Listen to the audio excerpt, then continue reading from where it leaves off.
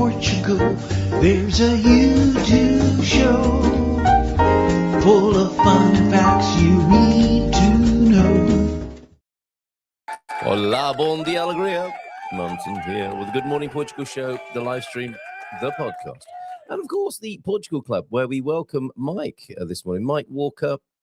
Great to see you, Mike. We worked together, didn't we, a few years ago now, with plans that included a possible move to Portugal.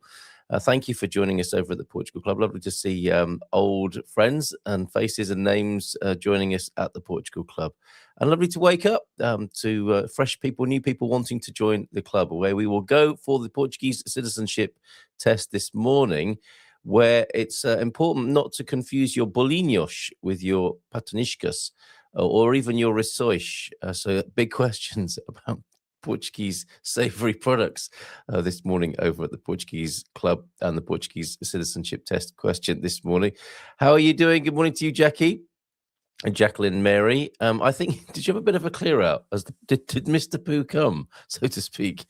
You had your cold delivery, I think. You sent me another video, I believe. I am prompted and reminded now, Jackie. And has the water beneath your canal boat defrosted yet?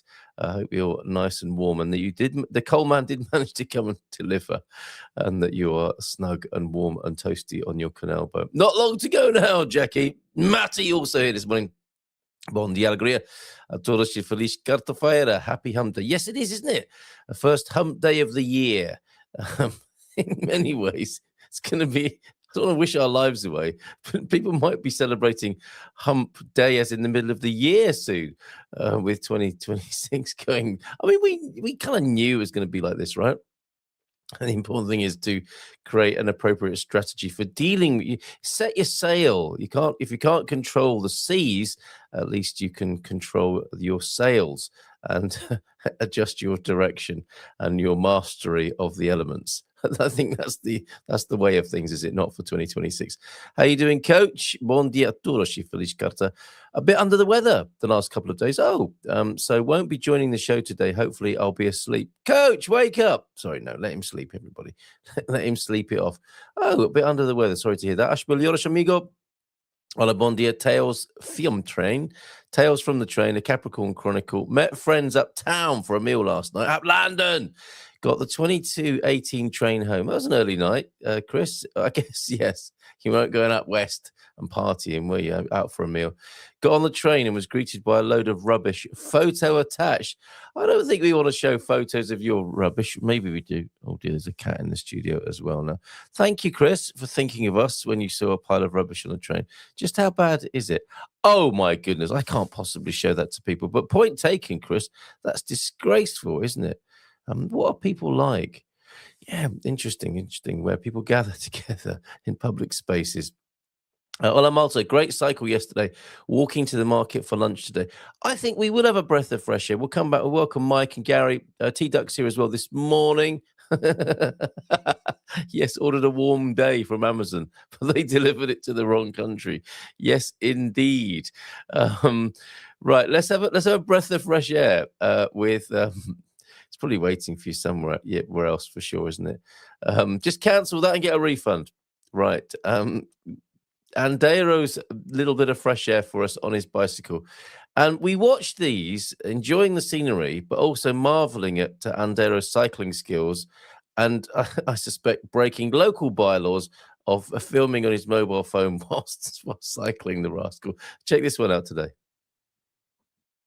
Oh, it's a silent movie, but look at that. He's cycled up to what? Aveiro? Is that oh yes. We are near the famous lighthouse. Barra? Is it? What's it called? What's that beach called? Costa Nova, and the other one. Costa Nova is the one with the candy striped cottages, isn't it? And that is Barra, I believe, but Andorra will let us know. Yeah, great cycle yesterday. So the triathlon continues then today. Walking to the market for lunch today. How lovely. Excellent stuff. Gary Mills, bon dia to you. Gary, good to see you here. I'm Mike Bon dia from a chilly Miranda de Corvo. When has anyone been looking at the long range weather forecast and how long we will have this cold and damp weather for? In Montegordo, nice one, Gary. Bon dia from a chilly Montegordo. Keep your Montegordo nice and warm and wrapped up. Bon dia alegria gumpers from the T-Duck who ordered a warm day from Amazon. Failed on that delivery. I plan to thermal up and go for a nice long walk today. And I will be making a meme about Hugh's thermal rules. Oh, by the way, we've got Roxy joining us. Roxy, who's Venezuelan living in Portugal. So he spoke to Juan yesterday, who I think managed, celebrating as he was, what's going on in Venezuela and a uptick. No, don't jump on the desk, fella. Please don't do that. Celebrating some a ray of hope and possibility in Venezuela. Got himself banned, I believe, on Facebook. And he's starting a blog. So if you want to stay in touch with him and receive his newsletter, I think you can do that. If you look for Juan Pablo Sanz on Facebook, you'll find him. Although his ability to post has been restricted severely after being reported, I think for his for some of the things he was saying politically, possibly that's what he was suggesting anyway. And we are talking to a Venezuelan person who lives in Portugal. He of course, was speaking to us from Spain yesterday. And we'll talk to Roxy, who is in, I think, in and around Lisbon, but certainly in Portugal. And we'll talk to her about her first-person view about what's going on in Venezuela at the moment. Is it possible to speak to somebody from Greenland? It did occur to me yesterday. Excuse me. Made myself cough there. On this matter of nothing about us without them, don't talk about them without them. Find out what's going on from the horse's mouth, as it were, which is not probably the best way of referring to it. But yeah, if we're trying to find out what's going on in a country and how it's affecting the country people themselves, good to speak to them. Is there anybody from Greenland, I wonder, living in Portugal? A Google search shows up that there probably will be, given that Greenlanders under the rule of Denmark, which is a bit awkward, isn't it? I heard somebody from Greenland saying, well, we might quite welcome new management, and we don't want to be part of the EU. And however, I mean, they are under occupation. Are they, is that? Oh, am I going to get myself into trouble? Aren't they under Danish occupation? Or is that not how you refer to it? But anyway, all of these things are coming up at the moment, aren't they? In this time of history, all the things we've just taken for granted or not wanted to think too much about are being brought up for our perusal. But presumably, I mean, you'd expect, wouldn't you, that the people of Greenland might have the biggest say in who they want to rule them. But I suppose that's where all the trouble starts, isn't it? It's like one half says one thing and the other half says another. That's if you've only got two factions. It's probably a lot more complicated than that. Anyway, the search shows that with free movement granted to Greenlanders by virtue of their connection with Denmark, there may well be Greenlandish people here in Portugal. If you know one, please. Well, we had Santa Claus flying over. We could have asked him for a comment a couple of weeks ago. See, only a couple of weeks ago. Oh my God, it is Christmas was only 2 weeks ago, folks. Oh my God, less than 13 days ago, wasn't it? If yesterday was 12th night. Oh my word. But yeah, if you know anyone from Greenland who's in Portugal at the moment, it'd be great to chat with them, find out what they think about the plans, the future plans for their country, their domain, their dominion there. I will celebrate the day that I do not have to wear multiple layers of clothes not too long ago. Yes, we're all hoping for that, Matty. And we're grateful for your, and I must do a little clip and edit of the of Decathlon's thermals. You gave us what I referred to as off the top of my head, I referred to your advice as Matty's thermal tip. And that's probably what I should publish that clip as, Matty's thermal tip. It made Mrs. M snicker when she heard me referring to it like that. But it was you that put us onto Decathlon thermals. Thank you very much for that. $6.90, or if you pay over 3 installments, just €2.30 over 3 months at Decathlon. But hopefully we shouldn't need them for too much longer. And the rule apparently with thermals with the thermal underwear. He was in touch yesterday. I've got his advice here somewhere. Oh, yeah. Here we go. Long John season is from November the 1st or the first frost. And they come off on April the 1st. And you never know, do you? If someone says to you, my thermals are off today on April the 1st, you don't know if they're joking or not. And they should be changed and washed weekly, apparently. So there you go. Thermals, that's the thermal law. It's the law of thermal dynamics. Yes, maybe I'll call the clip that as well. Oh, and talking of first frosts, and we must go and do the Portuguese citizenship test question. Or maybe we'll come back to that because Roxy's joining us behind the scenes already this morning. We'll chat to her as somebody from Venezuela and talking about that situation at the moment. Just quickly then, the picture behind me is Neil Hunter's picture of the full moon from a couple of days ago, which he's very kindly allowed me to use. If you've got an image you'd like me to use behind me on the green screen, the Greenland screen, it's 913-590-303 to send your images to. Keep them savory. And I mean, yes, the Portuguese citizenship test question is a savory matter today. And yeah, but keep them legal and appropriate. And I'll gladly put them up behind me. And there is a picture also over at the Portugal Club of the first frost of the year for Neil. And so, nice correspondence. Thank you very much, Neil. There's a lovely picture of the first frost looking out from your property there, I take it. And you were reminding me that we were first in correspondence in 2021, 5 years ago. Quite amazing. Oh, it's lovely, actually, to have all these great relationships that started around 2020. Some people were listening to the podcast as early as 2017. And I think that's when I met Roxy for the first time in about 2017 or 2018. And my goodness, Roxy, lots happened since then. Okay, thank you, Neil, for your wonderful picture there of the first frost in central Portugal. A few more comments and hellos. Oh, and I must tell you as well, please subscribe to the Portugal Resident YouTube channel. I had a hilarious, I was telling you yesterday that I was about to have a discussion, and I was a little bit nervous because the man in question, his reputation precedes him. He's a real character based in the Algarve, Eric de Vliga. And as I saw it, I'd written down Eric de V, and I was thinking Eric the Viking. Pretty much, as it turns out, described himself as a barbarian from Amsterdam, whose ways had been tamed by falling in love with a Portuguese notary on site. Love at first sight in the Algarve. I think he was in a silvish office doing some official business.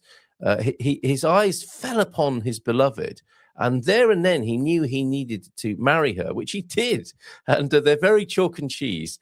She's a notary with a very, she's on the disciplinary board of notaries in Portugal. So very, proper.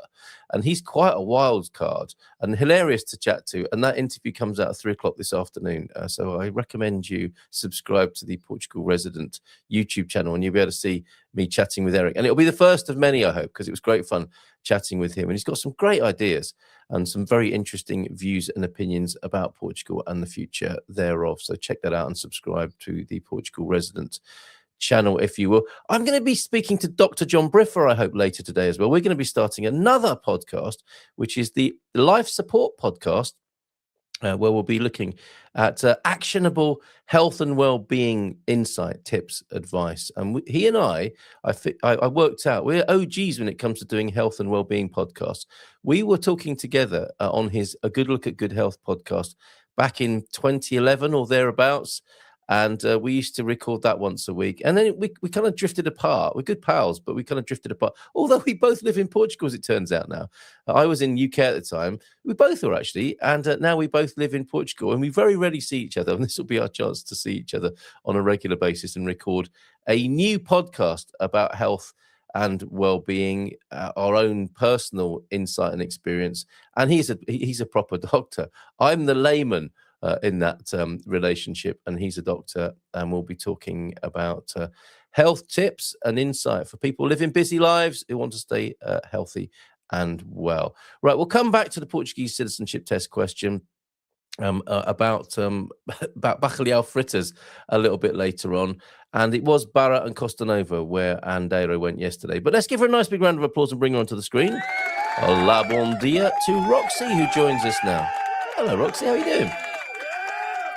And we will need you to unmute there. I think we've yet to hear you this morning. And we do want to hear what you have to say about the situation. There you go. Dia. I didn't want to interrupt. No, not at all. Not at all. You were fine backstage. Lovely to see you.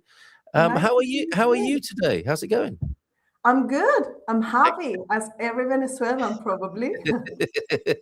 Absolutely. Now, we spoke to Juan yesterday, who was in Spain, and it's lovely to speak to you as somebody who lives in Portugal. And that's, of course, where I was saying we first met. I think it probably was about 2017, 2018 I when we was met. thinking about it. Yeah, I think it was about late 2017. That was a long time ago, wasn't it? You're getting on. They're teenagers for a now. while. Yes, absolutely. How's Absolutely. life going for you? Very good. I've ended up on the Silver Coast here, San Martino de Porto. You must come and see us. You absolutely must come and see us. Definitely. I would love to. Yeah. And you're around Lisbon way, are you? I am. I moved. So after we lived in the same area, we moved to São Domingos de Rana, close to Cascais. And I've been here for, I think it's been the last 7 years. Excellent, excellent. Well, I'm glad to know you're doing well and in Portugal. And a little bit of news over the weekend with an American visit More news. to Caracas over the weekend. How is that for you, Rox? I mean, it'd be lovely to find out about your personal backstory. I mean, when I met you, I discovered you're from Venezuela, but honestly, and in my ignorance, I had no idea what that really meant. You know, what Venezuelan people have gone through in the last, many decades, but specifically, I think in the last 2 or 3 decades. Juan was telling us yesterday, 1 in 3 have fled the country. And it's a horrific situation in so many ways. And a ray of hope from the weekend. Can we begin by finding out about you and your Venezuelan backstory, perhaps? Yeah, well, I left Venezuela back in 2008. Right. So things were starting to get really rough back then. I think at the beginning of the 2000s, when the Chavez took up power in 1998. And in 2002, things started looking pretty green for the Venezuelans. That was when we had the first massive protest out in the street, and we had almost the whole country paralyzed. That's when we knew exactly what we were facing when this regime came into force. But back then, still Chavez had a lot of following. So he was genuinely elected by the people back then. But it was the beginning of the end for us as a free country, right? So in 2008, I migrated. Luckily, it wasn't under the conditions that the latest people had to migrate to. I came to Spain for studies, just as a lot of people back then, with the hope of, doing my master's degree and then coming back to Venezuela because I had an amazing job that I loved. We came to find out that it wasn't possible for us to come back. And there was a whole group of people that did that back then that decided to stay. And that's how my journey began. I lived in Spain for the first 6 years, and I've been in Portugal for 10. And I haven't been back in Venezuela since 2012, I believe, was the last time I was there, which is heartbreaking because I still have a lot of family and friends there. So I'm kind of hoping that I can just go ahead and buy my ticket and take my children to see their family and meet everyone. So that's the kind of hope we're managing here right now. Wow. So you moved to Spain with the idea of going back as a young Portuguese person might do, go study abroad and enjoy a different culture and then return home. But the situation worsened, obviously, since that time. So what did it mean? I mean, how did you find out last Saturday evening what was going on? This is like, and probably every Venezuelan will agree with me, this is one of those things that you dream about every single day of your life, but you kind of deep down think that it's never going to happen. We've been, and there's a lot of, a lot of back and forth information out there as to the way it was done. We're not silly people. We know that it wasn't the best thing what happened. Yeah. But we do, by the way, celebrate that it happened at the end, because we've been fighting so hard for so many years and doing everything that we came from within, and it didn't yield any results. But going back to what I was doing, we knew for a couple of months there was a lot of ships in the Caribbean. The whole narrative at the time was Trump wanted to end the narco traffic cartel back in Venezuela, so they were intercepting boats with drugs. But we knew there was something deeper going on because there was a lot of money invested in there just to stop a few ships with a few kilos of cocaine. And Venezuela is not a producer of drugs, regardless. You know, we opened the pathway for the drugs to get into the U.S. Okay. But Venezuela doesn't produce. So we knew there was something brewing behind closed doors. We just didn't know what or when was going to happen. So on Saturday, when I woke up in the morning, I had my phone flooded with messages from people from Venezuela and from outside of Venezuela. But the funny thing is, in Venezuela, people don't talk about politics because their messages are intercepted.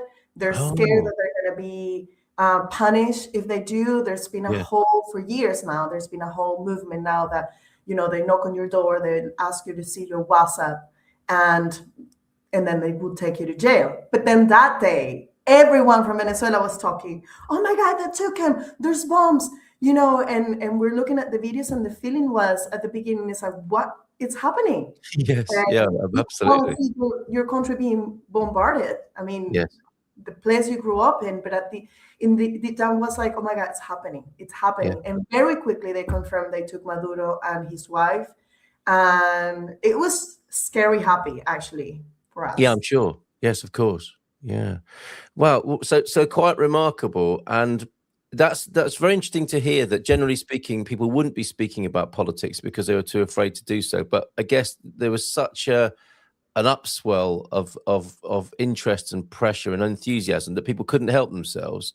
So that's quite a good thing. It's not just one or two people talking about politics. Suddenly everybody is. So that makes it very difficult for the authorities, who must have been in a spin anyway, wondering what on earth was going to happen next, to suddenly feel, you know, like people who are normally quiet, the majority of people presumably, suddenly expressing their joy and hope at this happening.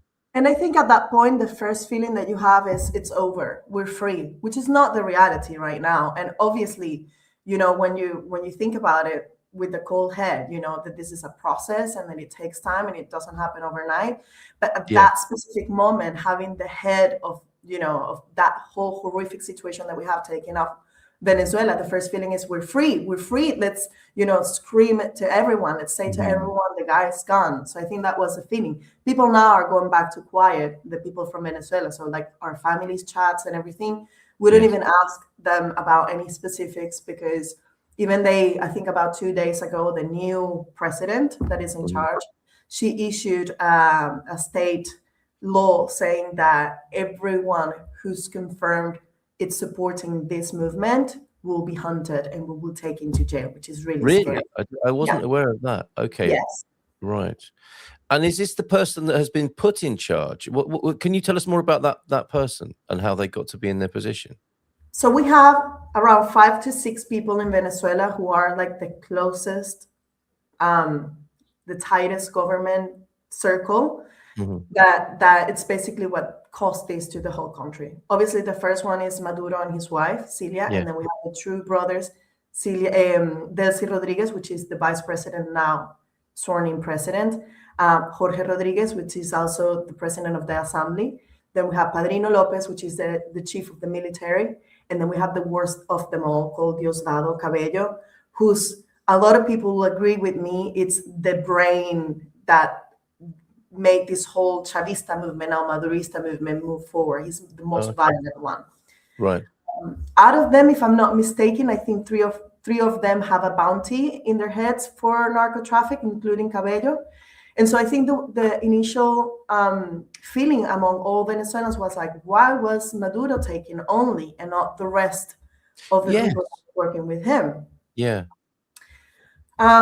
We don't know. I mean, this is all speculation. I think a lot of people right now, one of the biggest things that we have here, we're holding two truths at the same time right now. We're holding the truth that, yes, Maduro is out. He's in jail. We saw pictures and videos of him. Unbelievable, but it's true. And we celebrate that. We don't celebrate, you know, the way it was done. We're scared. We don't know what's going to happen once, you know, we don't have a way to decide what's coming next unless we're given free elections. Eventually we can choose the people who's going to govern us at the moment, but that's not happening yet. So we're waiting and seeing. One thing that is true, though, if they would have taken the whole power away, there would have been a vacuum, and that would have been even more dangerous, because at the moment nobody else has access to power in Venezuela to, the change of providing food to the military, to the powers, or anything like that. So some people that have that knowledge needed to stay there. So we're presuming that this has been negotiated previously with the Trump administration, and that's why they allowed Delcy Rodriguez to stay, because they're going to be working together. A lot of people is saying that Delcy Rodriguez and her brother are the ones who actually gave Maduro away. Oh, okay, so betrayed him and double-crossed him. All of this is speculation, right? So Yes. this is in interviews with politicians, with people from the military, they're all saying that we don't know for a fact what happened and what's going to happen next. Isn't it amazing how that, it's under the whole sort of global spotlight, and it's still so difficult to find out actually what's happened. It's amazing, isn't it? And so much, I mean, notwithstanding, of course, censorship, but there are so many, social media outlets and platforms where it could be reported. But I suppose ultimately they contradict each other as well. So it is difficult to get a picture of what's going on. And it is. Yeah. Imagine people celebrating their own country being bombarded. Like, to anyone, that sounds. Yeah, I mean, it's bizarre, isn't it? Yeah, absolutely. Juan said this yesterday. How messed up is a situation when we're celebrating something like that?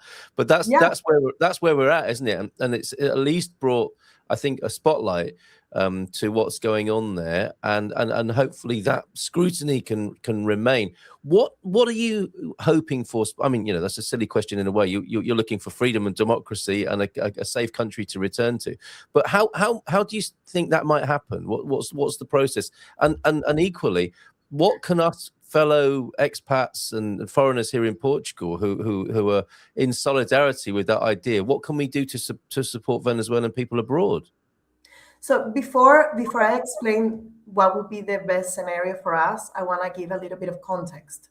Yeah. So I think one of the biggest talks out there in social media and in the news is like, he's doing it for the oil and he's not thinking about the Venezuelan safety or freedom. And we do kind of believe that that's true, right?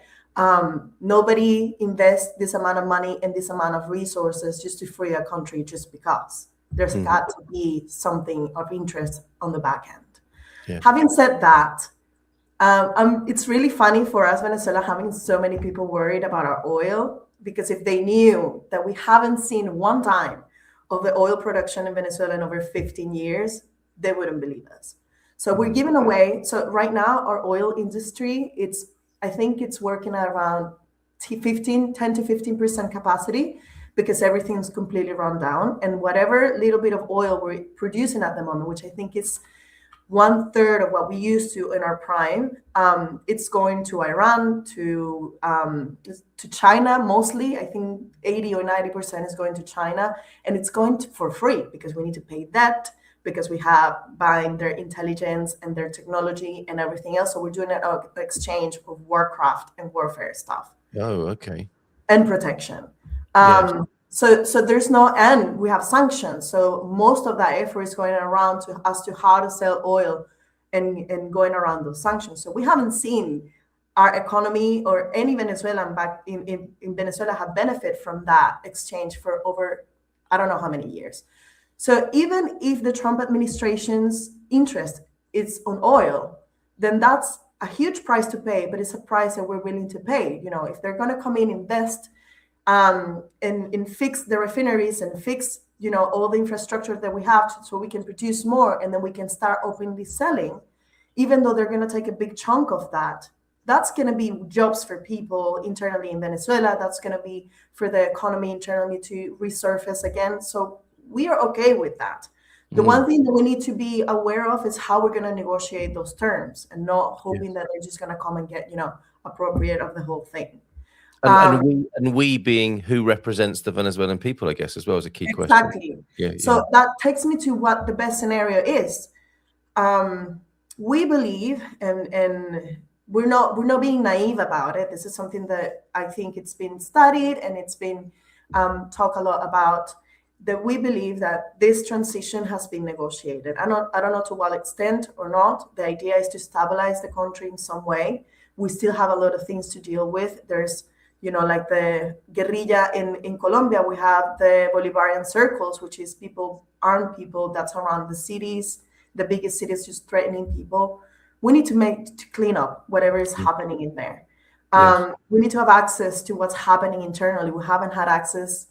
The people, new governments haven't had access to what's happening in the powers in Venezuela for over 30 years. So I think it is smart for the Trump administrations to, lead a transition. Only if after that happens, and it should be sooner rather than later, we are at least, invited to open and fair elections. A lot of people is talking about Maria Corina, who's the one who won the Nobel Prize. Yes. And she actually won the elections through Edmundo Gonzalez, but everybody loves is Maria Corina, and that she should have just come into power right now, and that she should be working with the hands of Trump. Particularly, I don't think it is the right time for her to go to Venezuela because she won't be able to do anything, and she's someone, without a doubt, she's our leader, a leader that we hadn't had for a long time. So we will support her until the end. But even she said that if she has to go back through fair elections, she's willing to do it because she knows the kind of supports that she has. So, and she's living in exile at the moment, is she? Is she in Bolivia? Well, she was living in Venezuela, hiding since she won the elections. And then she left on the 10th of December to Oslo to receive the Nobel Prize. And that was a whole, And now she's still outside. We don't know exactly where she is right now, but she's still outside of Venezuela. She gave an interview, I think yesterday or the day before, saying that she's planning on returning soon. I imagine the condition has to be, safe for her to come back.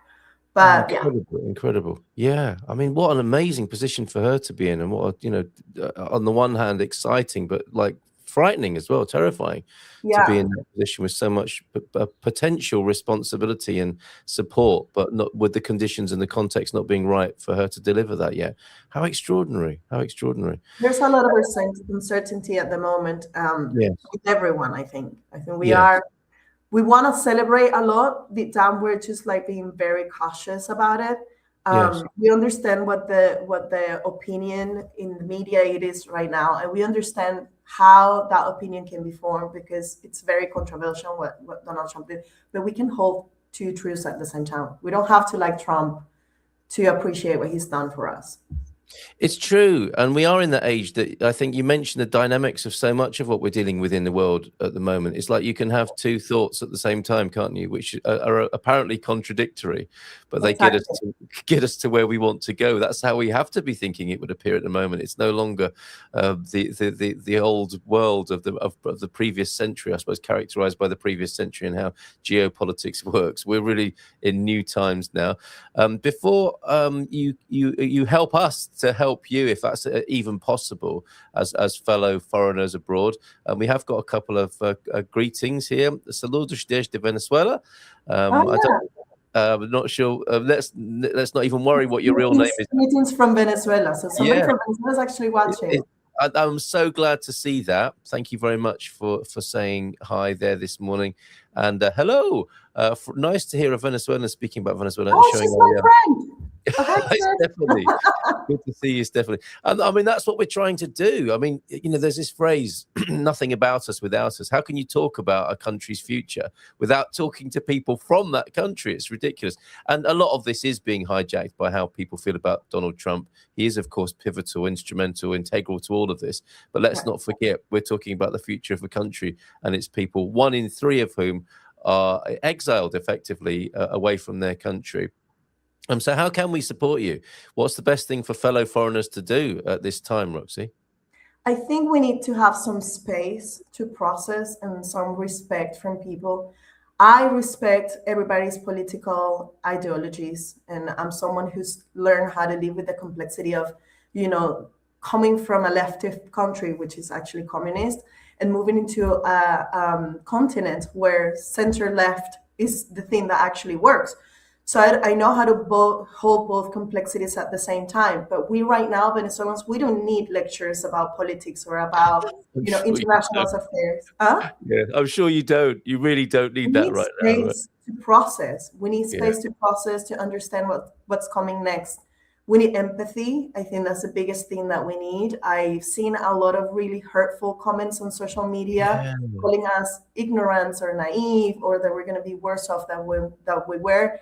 And we don't know what's going to happen next. But one thing that I'm probably very sure is that we cannot be any worse than we are right now, and that we've been for the last few years. So we kind of want to ask people to give us space to handle this the best way that we can, and to celebrate as well, because it's a big deal for us. It's a big deal. It's been 27 years of oppression and dictatorship, and people just, having a really hard time. Yeah. And even the people, even middle class people that it's living quite comfortably outside of Venezuela, if you speak to anyone from those countries, they had to see their family die without visiting them. They haven't seen their family for a long time. We stopped having our, family traditions for a long time. Had to become expats or refugees or any other level you want to give it, without actually us wanting to do so. So yes, we want to celebrate seeing the guy handcuffed in the worst jail in New York. This is a good thing for us. It's done a lot of bad things. Yes. Yeah, absolutely. Well, thank you for that, for clarifying that for us and how we can best support you. Hello, Rosana, as well, from Rosario as well. That's my mom. Hi, hello, great to see you here. Fantastic. Stephanie agreeing with you as well on your sentiments there that you've shared. And Susana Perez as well, thank you. Thanks to spread the word to the Venezuelan situation. We want Venezuela freedom. Thanks, Roxy, and Good Morning Portugal. I have my own entourage with me here today, because I sent my people. You need to come and support me.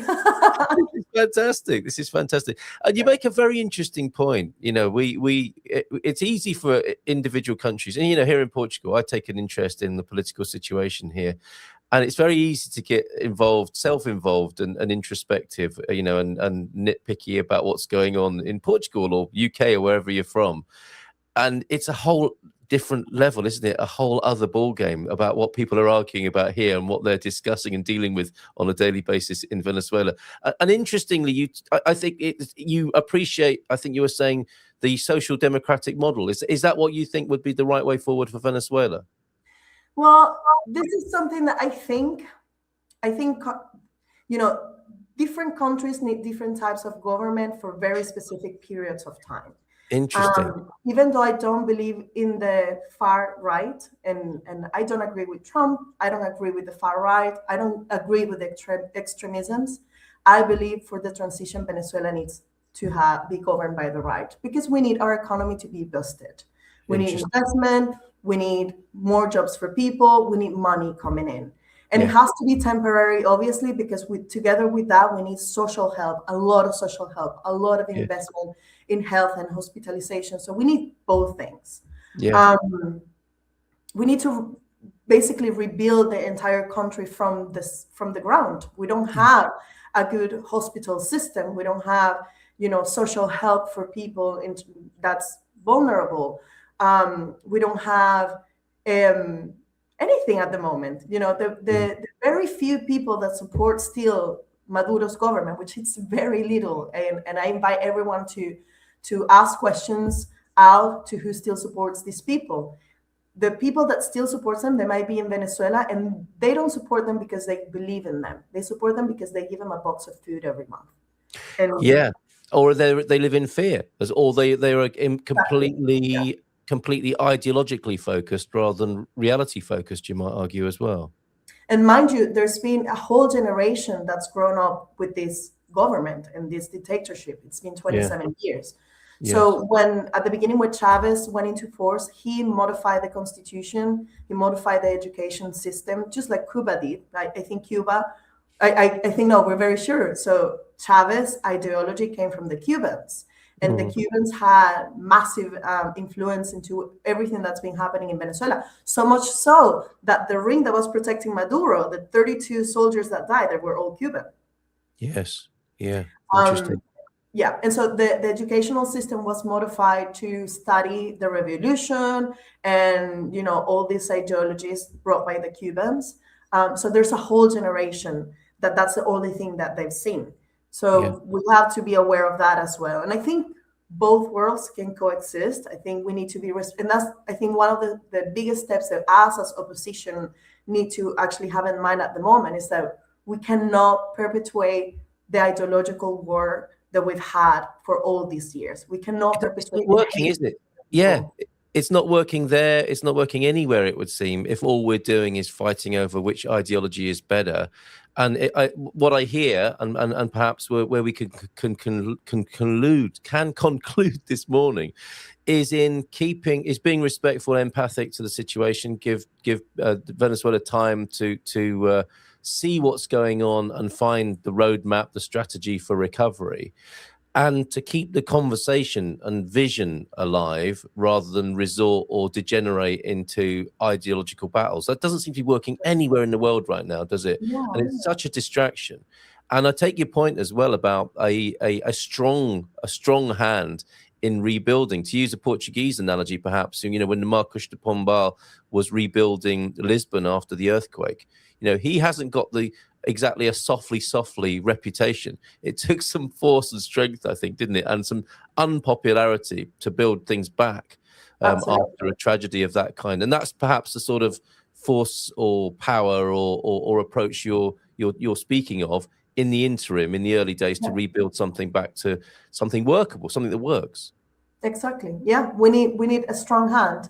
And in terms of, I read an example a few days ago that I think it explains a lot what we're going through.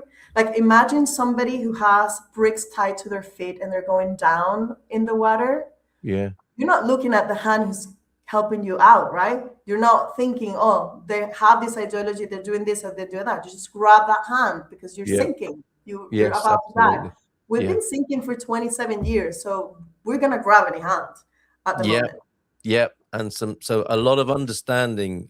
We can tend to weigh in with our there's no point lecturing a drowning person about politics, is there? The politics of swimming. You just want to get them out the water and help them human to human.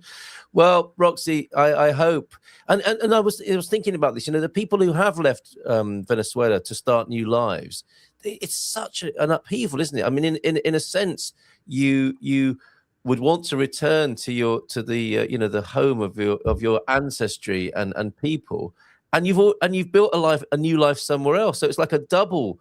You have to leave twice, don't you? You have to leave in the first place, and then if you return to Venezuela, leave what you've built in a new country, to compound the difficulty with this situation. But let's hope a lot of people can return to Venezuela and be part of that rebuilding and look forward to. There's something beautiful that's going to happen. We've had for the last 15 years a lot of prepared people leave Venezuela and just gain a lot of experience in different parts of the world. And a lot of these people, if you ask them, they want to come back at least partially to set up a business or something like that to help rebuild the country.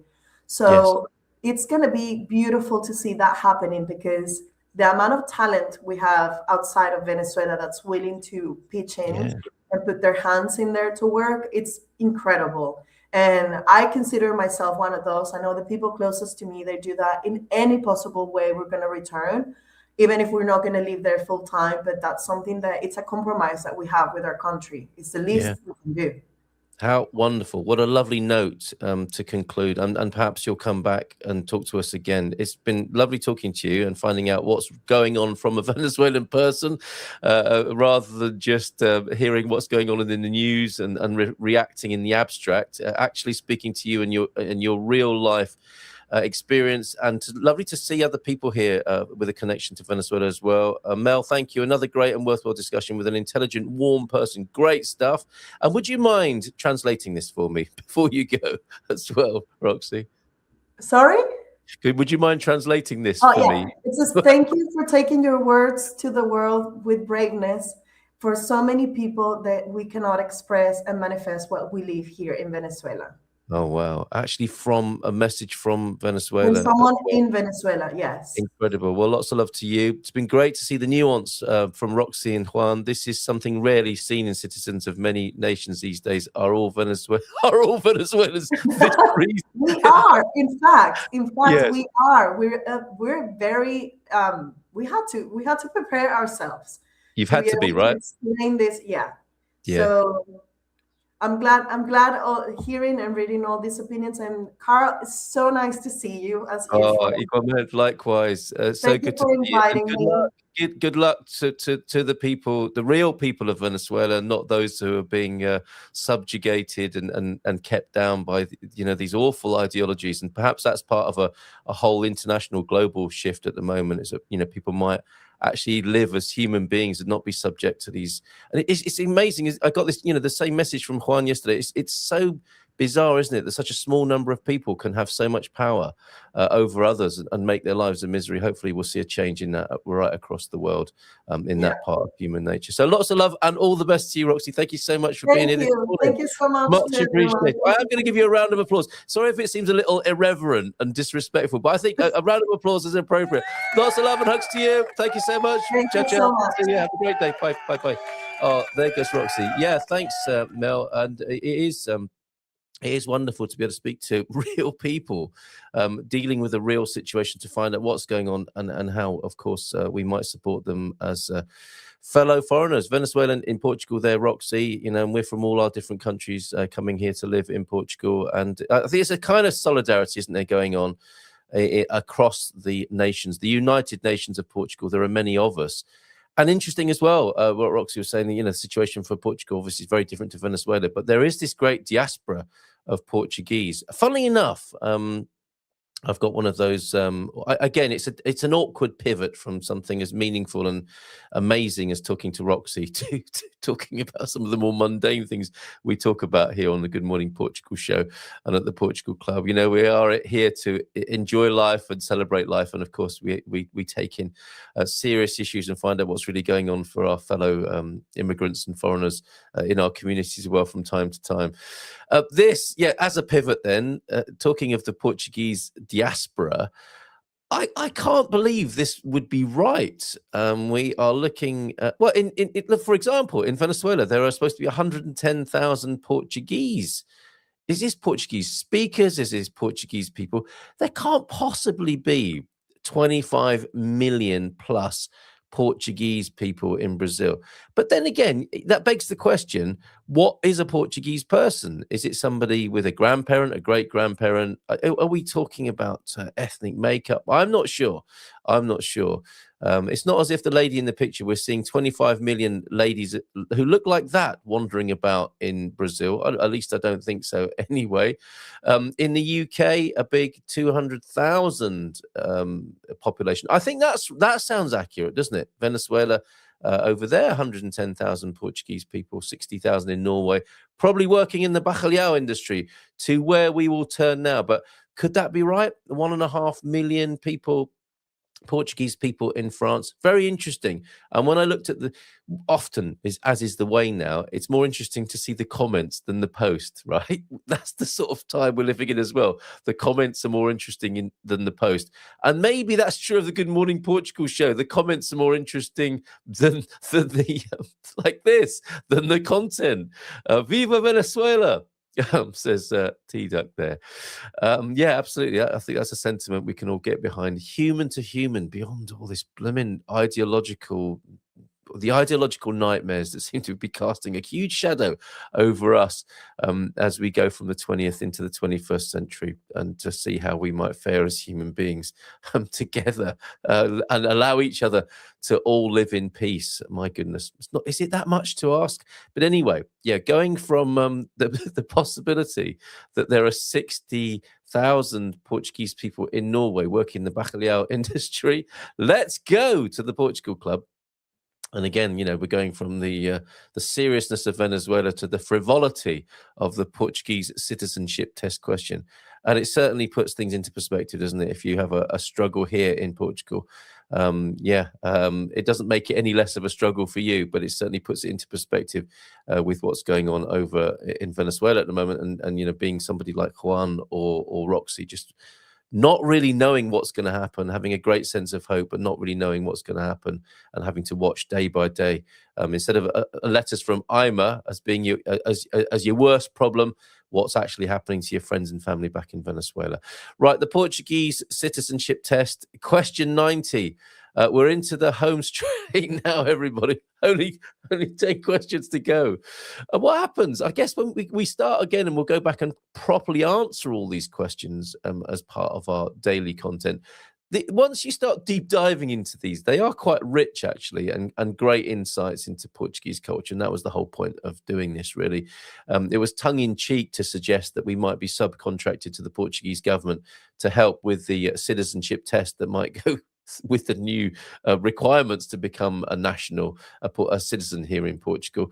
But anyway, lots of useful information culturally as well. And nice to see on joining immediately, hitting the ground running, Mike W. Joining us and making his guess. The answer being bolinhos de bacalhau. But what was the question? The question was of Portuguese citizenship test, question 90. What is the name of the traditional Portuguese cod fritters? Now, I think there's possible controversy here. Cod-based controversy, folks. It could the answer could be pataniscas, which are a type of cod fritter. And I'm reminded that Pingo Doce in their cafes do the most amazing cod fritters. Take a toothpick. Do you find that? Do you find that 50 plus, folks, that you need a toothpick? And I used to think my stepfather, God rest his soul, was such a pretentious so-and-so. He had a gold toothpick worn on a chain around his neck, like something from the Victorian age. I now understand it better. And I'm sure if he'd encountered bacalhau, he would have been reaching for his toothpick soon after. That is one of the, some might say many downsides of bacalhau. But pataniscas, I think, are a cod fritter. So you could be forgiven for thinking it's A.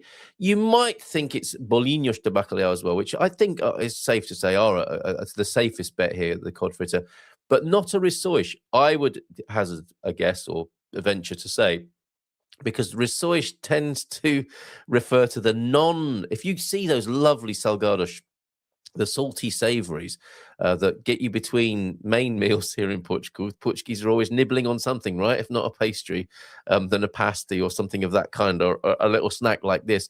The rissoles, or the rissoish, I should say, are generally meat, aren't they? They'll have what's it called? The suckling pig in their leitão, or camarão, possibly. I do like a rissole de camarão or of leitão, and other such generally meat products and sometimes shrimps, but not usually bacalhau. I think when I've asked for a rissole de bacalhau, I've been referred to the pastel de bacalhau, which again is another kind of cod fritter. So I think we need Antonio F to wade in at some point on this particular question. But certainly some great research to be done. If you're subject to a little bit of peckishness, you can do your own research today and chat with the purveyor of your Portuguese patanisca or bolinho today and find out what the answer to that is. Portuguese citizenship test question number 90. The conversation continues about the top 10 sales of cars, the brands and the models there, where Antonio F has indeed weighed in and to talk to Neil about that. The beer with salt conversation continues. And Bygrave's bonus, she posted later after the show yesterday, and her contribution was, when I was a kid, bedtime was 9 p.m. I couldn't wait to be a grown-up so I could go to bed anytime I wanted. Turns out that is 9 p.m. And turning our minds back to the days of our childhoods, as we might fondly do, given the demographics of our community, and celebrating 50 plus life here in Portugal. Does anyone remember this?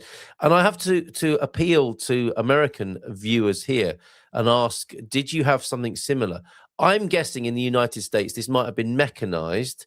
The technology may have been quite Jetson-esque and not like old school basically something that looks like a slide rule in the UK. What am I talking about? That was an absolutely wonderful thing, as I was reminded yesterday when I saw this meme.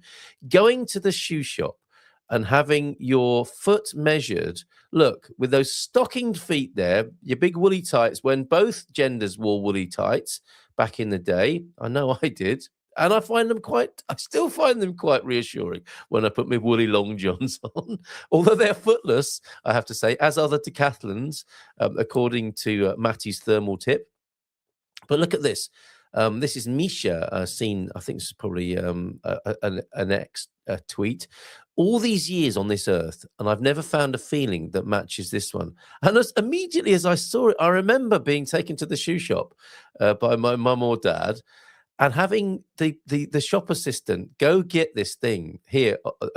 Other makes were available, but I think these were the OGs and the daddies of this situation, right? Clark's shoes in the UK, and you'd slip your shoes off and you'd have your feet measured, both for length, the regular sort of shoe size, but also the width fitting. When suddenly people who looked at biomechanics realized that people's feet varied in width as well as length. That was a new thing in the 70s. Up until that point, unless you had handmade shoes, I guess, the only thing that mattered was the size of the foot in its length and not the width. But wasn't that a lovely thing to have a complete stranger get your little smelly foot and put it in that might have been getting pretty moldy in wellies or whatever, kick them off, put your stockinged or besocked foot into the foot measurer.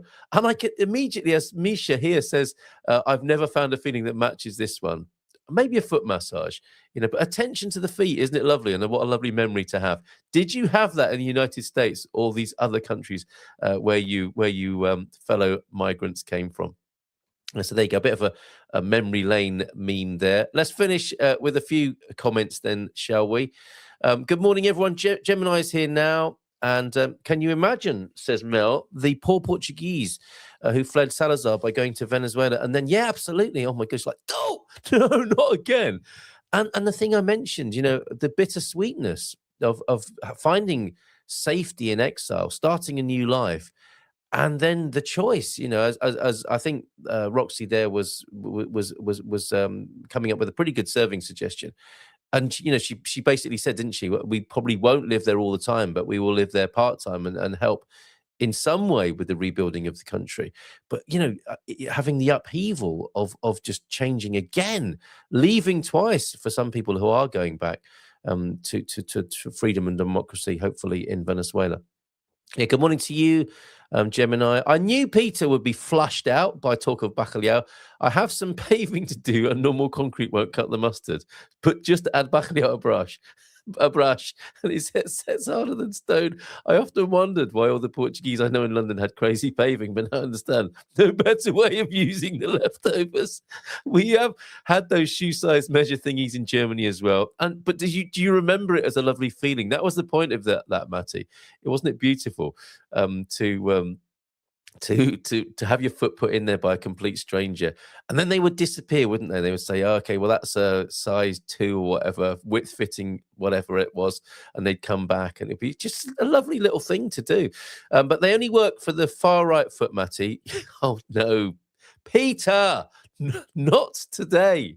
All right, okay. I think we've got a couple of minutes actually to maybe look at dare we look at the weather, the long-range weather forecast? Let's see how it's looking around the country. And we're coming to that time of the year where it might be useful, if only in terms of hope, to take a look at the weather across Portugal and see if there's any signs of hope and some sunshine around the corner. Let's have a look, shall we, on this hump day, what might be happening at the weekend. So let me bring that onto your screen now. Here's somewhere we haven't visited for a little while.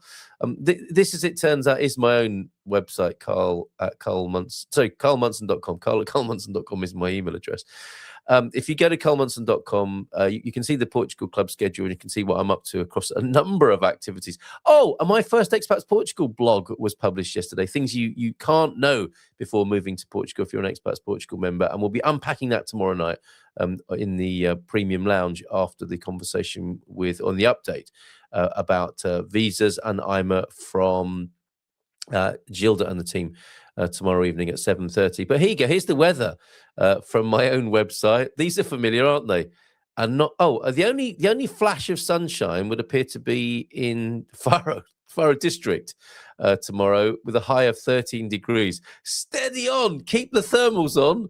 It's the only flash of sunshine in all of the country, and including the autonomous regions, apart from a little bit of cloudy sun in Madeira today and on Friday, with a whopping 12 degrees that it might get to on Friday. So not just yet. Keep those thermals on. It's too long to wait until April the 1st, frankly, Hugh, but I can understand why you might want to do that. They become very familiar and cozy, almost as cozy as having your little kiddie foot put inside a foot measuring device, as I shared with you. So there you go. No sun for a little while longer yet. Nope. I expect sunshine this afternoon. There you go. I think that might be some positive thinking from Matty there. So thank you very much for joining us with that remarkable conversation. We welcomed Mike over at the Portugal Club. Join him by using the QR code there. And of course, the great conversation, the nuanced and really human, personal conversation that we had with Roxy. So I thank Roxy for today and Juan yesterday. And the search is still on for somebody from Greenland to talk to about how they feel about proposed plans for Greenland. Son Matt is getting married on Friday. No hope of son. If it was down to me, Matt and his bride would have son. But how lovely. Have a wonderful day on Friday. Lots of love and good luck to the happy couple there. Fantastic. Yeah, have a lovely day, Team Yeoman there. That sounds wonderful. Getting married in Portugal. So you found somewhere, or are they flying over to Las Vegas to do that?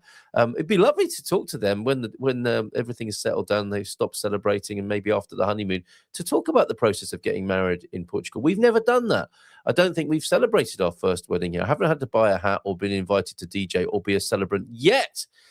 Here in Portugal. Yes, have you got a hat for that? Probably a bicycle helmet, right? If I know Sarah and Team Yemen. Have a great day, folks. We'll see you again tomorrow morning. Take care. Hopefully, talking about live music coming up this year. Which bands are you looking forward to seeing? Either domestic Portuguese national bands or the big acts coming in from around the world. And many of them are for 2026. Talk about them tomorrow with Richard Allen from the Prohibition Bar. Have a great day. Take care. Bye for now.